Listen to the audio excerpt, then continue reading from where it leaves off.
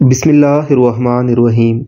یہودی ہمیشہ سے ایک ایسے مسیحا کا انتظار کر رہے ہیں جو ان کی کھوئی ہوئی حکومت انہیں واپس لوٹا کر پوری دنیا کو ان کا غلام بنا دے گا۔ اس حوالے سے اسرائیل میں ہمیشہ سے تیاریاں ہوتی آئی ہیں۔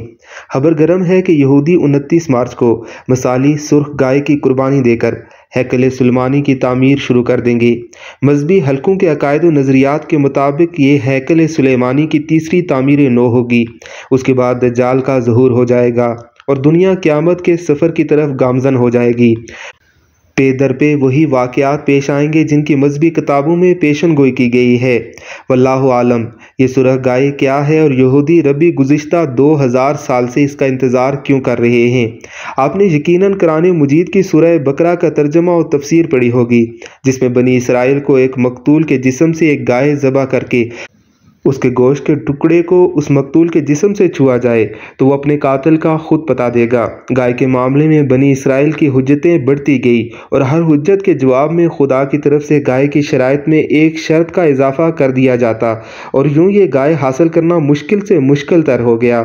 سرخ گائے کی قربانی یہودی روایات میں ایک اہم رسم ہے۔ یہودی قانون کے مطابق موسیٰ کے زمانے سے اب تک صرف 9 سرخ گائے کی قربانی دی گئی ہے۔ سرخ گائے کی راکھ کو پاک کرنے کی رسم میں استعمال کیا جاتا ہے تاکہ لوگوں کو کسی میت کے ساتھ رابطے سے ہونے والی رسمی نجاست سے پاک کیا جا سکے۔ بنی اسرائیل اس سے پہلے 9 سرخ گائے ذبح کر چکے ہیں۔ پہلی سرخ گائے موسیٰ نے قربان کی تھی، دوسری سرخ گائے کی قربانی عزرا نے کی تھی، تیسری سرخ گائے سائمن دی جیسٹ نے قربان کی تھی، چوتھی سرخ گائے یشمائیل بن پیاوی نے قربان کی تھی، پانچویں سرخ گائے کی قربانی مصری حنامل نے کی تھی، چھٹی سرخ گائے کی قربانی یشمائیل بن پیاوی نے کی تھی، ساتویں سرخ گائے ہائنمل مصری نے قربان کی تھی، آٹھویں سرخ گائے کی قربانی مصری ہائنمل نے کی تھی، نویں سرخ گائے کی قربانی یشمائیل بن پیاوی نے کی تھی۔ یہ قربانیاں صدیوں پر محیط ہیں، ان کے درمیان اہم فرق تھا۔ 10ویں سرخ گائے کا یہودی روایات کے مطابق انتظار کیا جاتا ہے اور خیال کیا جاتا ہے کہ یروشلم میں تیسرے ہیکل کی تعمیر نو سے منسلک تطہیر کی رسومات کے لیے ضروری ہے۔ صہیونیوں کا عقیدہ ہے کہ جب تک ہیکل سلیمانی کی تعمیر نہیں ہوتی اس وقت تک مسیحا اس دنیا میں تشریف نہیں لائے گا۔ ہیکل سلیمانی کی یہ تیسری تعمیر ہوگی جو صہیونیوں کے نزدیک آخری ہے۔ ہیکل سلیمانی کی ازسر نو تعمیر کے لیے سب کچھ تیار ہے، مگر صہیونی ربی کہتے ہیں کہ اس وقت یہودی حالت ناپاکی میں ہیں۔ جب تک انہیں پاک نہیں کر دیا جاتا اس وقت تک ہیکل کے احاطے میں داخلے کی اجازت نہیں دی جا سکتی۔ اگر اس کے برخلاف کیا گیا تو یہودیوں پر بڑی آسمانی آفت آئے گی۔ اب سوال یہ پیدا ہوتا ہے کہ یہودیوں کو پاک کس طرح کیا جائے؟ حضرت موسیٰ علیہ السلام کو اللہ تعالیٰ نے ایک صندوق عطا کیا تھا جسے تابوت سکینہ کہتے ہیں۔ یہ صندوق ایک الگ خیمے میں رکھا جاتا تھا جہاں پر حضرت ہارون علیہ السلام سمیت کسی کو جانے کی اجازت نہیں تھی۔ سال میں صرف ایک دن جو تہوار کا دن تھا اس خیمے میں حضرت ہارون علیہ السلام جاتے تھے اور اللہ پاک سے اپنی قوم کی بخشش طلب کرتے تھے۔ اس خیمے میں جانے سے قبل ایک گائے اور 2 بکرے قربانی کے لیے لائے جاتے تھے۔ سب سے پہلے گائے کی قربانی پیش کی جاتی تھی، پھر اس گائے کو اس کے خون، گوبر، چربی اور کھال سمیت جلا دیا جاتا تھا۔ اسے حضرت ہارون علیہ السلام کی پاکی وجود میں آتی تھی۔ یوں اس سے لا علمی میں جو بھی خطائیں سرزد ہوئی تھی اللہ پاک انہیں معاف فرما دیا کرتے تھے۔ اس کے بعد 2 بکرے لائے جاتے، اس کی قرعہ اندازی ہوتی، جس بکرے کا نام قرعہ اندازی میں نکل آتا اس کی قربانی گائے کی طرح کر کے جلا دیا جاتا۔ اس بکرے کی قربانی سے بنی اسرائیل گناہوں سے پاک ہوتے تھے۔ دوسرے بکرے کے سر پر حضرت ہارون علیہ السلام ہاتھ رکھ کر بنی اسرائیل کے تمام گناہوں کو اس پر منتقل کر دیا کرتے تھے، پھر اس بکرے کو بیاباں میں آزاد چھوڑ دیا جاتا تھا۔ یہ تمام تفاصیل یہودیوں کی کتابوں میں آج بھی ملتی ہیں۔ صہیونیوں کا ماننا ہے کہ یہودیوں کی پاکی اس وقت تک عمل میں نہیں آ سکتی جب تک سرخ رنگ کی بچیا کی قربانی نہ پیش کی جائے۔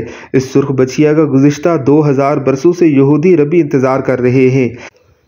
یہ سرخ بچیا ان تمام شرائط پر پوری اترنی چاہیے جو یہودی مذہبی کتب میں موجود ہے، یعنی یہ بے عیب ہو، مکمل طور پر سرخ ہو، اس کا ایک بال یا ایک روواں بھی کسی دوسرے رنگ کا نہ ہو، حتیٰ کہ اس پر کوئی تل بھی نہیں ہونا چاہیے۔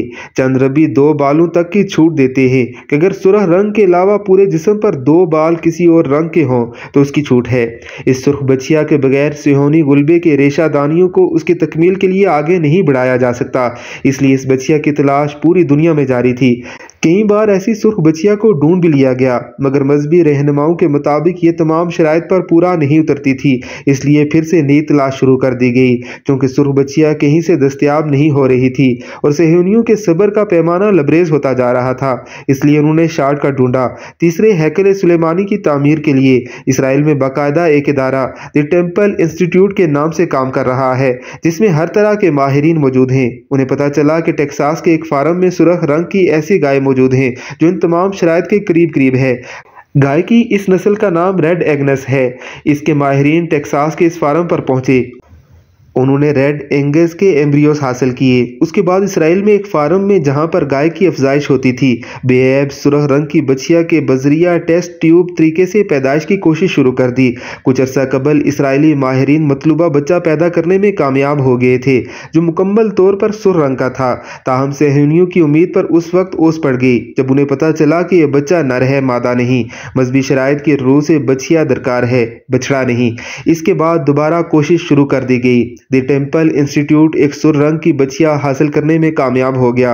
انسٹیٹیوٹ کے ماہرین ربیوں کے ہمراہ روز اس بچے کا معائنہ کرتے ہیں۔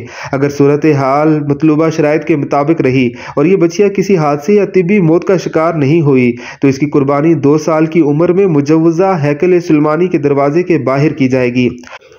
اس کے گوشت کے ٹکڑے، کھال، خون اور چربی اور گوبر وغیرہ سب کو خوشبودار لکڑیوں میں جلایا جائے گا۔ اس کی راکھ کو مطلوبہ شرائط رکھنے والے پانی میں ملا کر منتخب کاہنوں پر چھڑکا جائے گا تاکہ وہ ہیکل سلیمانی کے تمام علاقے میں جا سکے اور ہیکل سلیمانی کی تعمیر شروع کی جا سکے۔ سرخ گائے کی 10ویں قربانی اس سال کے 20 تک ہوگی، یعنی مارچ کے آخر یا جون میں۔ اس کی جلد، گوشت، خون اور ہڈی سمیت تمام سامان کو جلا کر پاک پانی میں ملا دیا جائے گا، پھر وہ پانی جسم کو پاک کر دے گا۔ پادری قربانی کر رہا ہے، جس کے بعد اسے تیسرے ہیکل کی بنیاد کے ارد گرد 7 بار چھڑکا جائے گا۔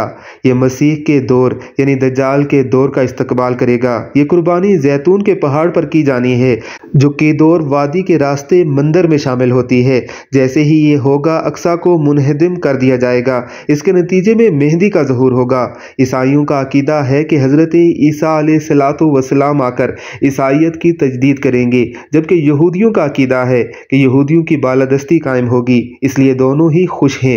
حضرت عیسیٰ علیہ السلام کی دنیا میں آمد کا مطلب ہے کہ قیامت کے لیے کاؤنٹ ڈاؤن شروع ہو گیا۔ عیسائیوں کا عقیدہ ہے کہ حضرت عیسیٰ نے صلیب پر چڑھ کر ان کے سارے گناہوں کا کفارہ ادا کر دیا تھا، اس لیے سارے عیسائی بلا حساب کتاب جنت میں داخل کر دیے جائیں گے، جبکہ کچھ ایسے ہی عقیدہ یہودیوں کے ہاں بھی پایا جاتا ہے۔ اس لیے دونوں مذاہب کے ماننے والے انتہا پسندوں کی کوشش ہے کہ کسی طرح قیامت کی شرائط کو پورا کر دیا جائے تاکہ وہ جنت میں فوری طور پر داخل ہو سکیں۔ اپنی مرضی کے ڈاکٹر اور انجینئرز بچے پیدا کرنا، 9D ٹیکنالوجی کی مدد سے ایک جگہ ہوتے ہوئے کئی جگہ موجود رہنا، اپنی مرضی کے موسم بنانا، جب چاہو بارش برسا دینا، چند دنوں میں پوری دنیا گھوم لینا، یہ سب دجالی نشانیاں ہیں جو آج کے دور میں کوئی مشکل کام نہیں ہے۔ ہمارے اسلام میں بتائی گئی قیامت کی نشانیوں کی انہوں نے اتنے اچھے سے تیاری کر لی ہے کہ برکت کے درخت لگا دیے ہیں جو انہیں پناہ دیں گے۔ باب لد جس جگہ احادیث کے مطابق دجال کا حضرت عیسیٰ علیہ السلام کے ہاتھوں قتل ہونے کا ذکر موجود ہے، اس جگہ وہ دجال کے فرار کے لیے ایئرپورٹ بنا چکے ہیں۔ یہ سب تو قرب قیامت کی نشانیاں ہیں اور ہیکل سلیمانی نے تو بن کر رہنا ہے۔ پھر اصل جنگ کیا ہے؟ اصل جنگ عقائد کی ہے۔ ہم اپنے عقائد میں اس قدر کمزور ہو چکے ہیں کہ نماز پڑھیں یا نہ پڑھیں ہمیں فرق نہیں پڑتا، اپنے بہن بھائیوں کا حق کھا کر خوشی محسوس کرتے ہیں اور فرقوں کے خرافات میں الجھے ہوئے ہیں۔ فلسطینیوں کے لیے سوائے دعا اور احتجاج کے ہم کیا کر سکتے ہیں؟ کیا ہم اپنے عقائد میں اتنے مضبوط ہیں کہ ڈالر کے بہکاوے میں نہ آئیں؟ کیا ہم یہودیوں کے مقابلے میں نکلنے والے ہراسانی مجاہدین کی لسٹ میں آتے ہیں یا بس سوشل میڈیا کے تماشائی ہیں؟ اگر آج دجال ظاہر ہو جائے اور توبہ کا دروازہ بند ہو جائے تو ہماری آخرت کے لیے کیا تیاری ہے؟ اس دنیا پر ایک عالمگیر شیطانی حکومت کے قیام کی سازشوں سے خود بھی ہوشیار رہیے اور اپنے آس پاس رہنے والوں کو بھی خبردار رکھیے۔ اللہ رب العزت قرآن مقدس میں ارشاد فرماتے ہیں وَمَا لَكُمْ لَا تُقَاتِلُونَ فِي سَبِيلِ اللَّهِ وَالْمُسْتَضْعَفِينَ مِنَ الرِّجَالِ وَالنِّسَاءِ وَالْوِلْدَانِ الَّذِينَ يَقُولُونَ رَبَّنَا أَخْرِجْنَا مِنْ هَٰذِهِ الْقَرْيَةِ الظَّالِمِ أَهْلُهَا وَاجْعَل لَّنَا مِن لَّدُنكَ وَلِيًّا وَاجْعَل لَّنَا مِن لَّدُنكَ نَصِيرًا۔ اور تمہیں کیا ہو گیا ہے کہ تم اللہ کے راستے میں نہیں لڑتے ان کمزور مردوں، عورتوں اور بچوں کی خاطر جو یہ دعا کرتے ہیں کہ اے ہمارے رب ہمیں اس شہر سے نکال دے جس کے باشندے ظالم ہیں، اور ہمارے لیے اپنے پاس سے کوئی حمایتی بنا دے اور ہمارے لیے اپنی بارگاہ سے کوئی مددگار بنا دے۔ 58 اسلامی ممالک۔ ان ملکوں کے حکمران، ان کے فوجی آفیسران، ان ممالک کی مجموعی فوج جس کو جمع کیا جائے تو اسرائیل کی کل آبادی سے زائد بنتی ہے، کیا کل اللہ رب العزت کے سامنے اس آیت مبارکہ کا کوئی جواب دے سکے گی؟ اس پیغام کو زیادہ سے زیادہ لوگوں تک پہنچائیے۔ اللہ ہم سب کا حامی و ناصر ہو۔